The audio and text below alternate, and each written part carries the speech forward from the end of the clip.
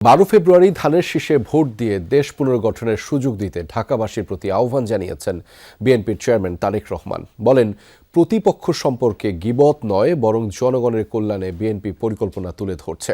সরকার গঠন করলে দুর্নীতি আর আইনশৃঙ্খলা পরিস্থিতি নিয়ন্ত্রণে জিরো টলারেন্সের কথাও জানিয়েছেন তিনি। ঢাকা মহানগর উত্তরের সংসদীয় আসনের প্রচারণায় যোগ দিয়ে বিএনপি চেয়ারম্যান আশ্বাস দেন নিরাপদ ঢাকা, খেলার মাঠ তৈরি ও জলাবদ্ধতা নিরসনের। নির্মাণ কাজেও আমি বেছে নেই CSRM TMT 500W, committed for better still।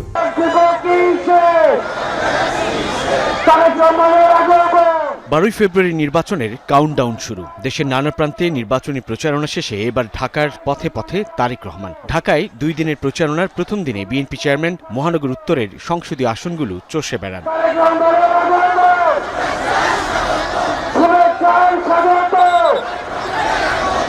দুপুরে নিজ নির্বাচনী এলাকা ঢাকা 17 সংসদীয় আসনের ইসিবি চত্বরে পথসভায় যোগ দেন তারেক রহমান। সাধারণ জনগণের কাছে তারেক রহমান ভোট চাইলেন নিজের জন্য। নিরাপদ পরিবেশ গড়ে তোলার পাশাপাশি ঢাকায় 40টি খেলার মাঠ তৈরির ঘোষণা দেন বিএনপি চেয়ারম্যান।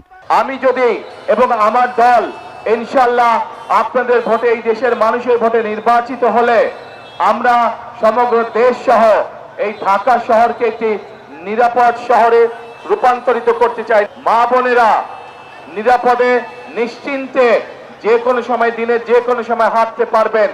যেই শহরে মানুষ নিরাপদে বসবাস করতে পারবে, ব্যবসা বাণিজ্য, চাকরি বাকরি করতে পারবে। এরপর তারেক রহমান যোগ দেন ঢাকা 16 সংসদীয় আসনের পল্লবীর লাল মাঠে। বলেন, গত 16 বছরে মেগা প্রজেক্ট হলেও মানুষের ভাগ্যের মেগা পরিবর্তন হয়নি। গীবত গাইতে পারতাম, কিন্তু আমি যদি প্রতিপক্ষ সম্পর্কে বা কারো সম্পর্কে যাই বলি না কেন, তাতে কি জনগণের কোনো লাভ হবে? প্রিয় ভাই বোনেরা, জনগণের কোনো লাভ হবে না। 12 তারিখে আমাদেরকে সঠিকভাবে নির্ধারণ করতে হবে, নির্বাচিত করতে হবে যে কাদেরকে দিয়ে আমরা দেশ পরিচালনার দায়িত্ব করব। পরবর্তী ধাপ হচ্ছে এই দেশকে পুনর্গঠন করা, এই দেশের মানুষের ভাগ্যের পরিবর্তন করা।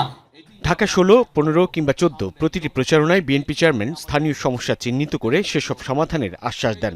জানান, বিএনপি সরকার গঠন করলে সারা দেশের মতো ঢাকার প্রতিটি এলাকায় হাসপাতাল ও ভোকেশনাল ইনস্টিটিউট তৈরি করা হবে। উদ্বাস্তুদের আবাসিক সমস্যা সমাধান আর ঢাকার জলাবদ্ধতা নিরসনেও নেওয়া হবে পর্যাপ্ত খাল খননের উদ্যোগ। দেশনেত্রী বেগম খালেদা জিয়াকে বিভিন্ন রকম প্রস্তাব দেওয়া হয়েছিল যে উনি যাতে বিদেশে চলে যান, কিন্তু দেশনেত্রী খালেদা জিয়া জেল জুলুম স্বীকার করে মৃত্যু অবধারিত জেনেও উনি এই দেশের মানুষকে, অর্থাৎ আপনাদেরকে ফেলে উনি যাননি।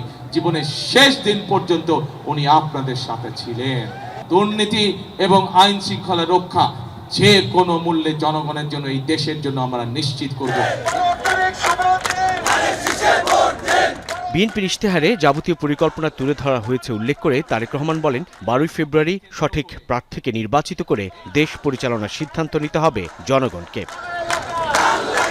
রিকশা চালক আনোয়ার।